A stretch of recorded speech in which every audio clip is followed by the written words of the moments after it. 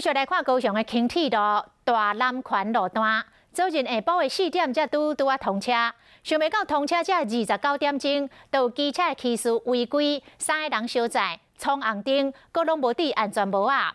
因为掠档啊掠袂牢，为列车甲弄落。这个列车有淡薄仔受损，加在车顶30个旅客拢无受伤。也毋过这个骑士闯红灯、超载阁无戴安全帽啊，上悬会当罚款到1万块，而且阁赔人列车修理的费用，这声了一个大斗咯。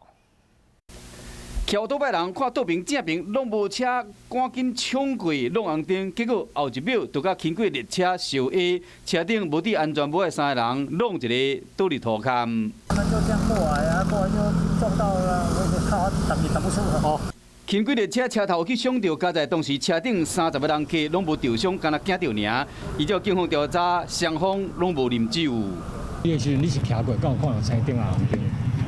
我拢无注意啊。代志发生伫凯旋武昌路口435的车站，也就是大南环的路段。通车才29点钟尔，就发生车祸，捷运公司嘛真无奈。那如果确定是双方违规属实的话，那高铁公司一定会向对方提起这一个损失的求偿。那不过它详细的金额，我们现在维修部门还在维修部分当中。汽车驾驶人行经有灯光号志管制之大众捷运系统车辆共用通行之管制路口闯红灯，欲处罚新台币3600元以上到10800元以下罚款。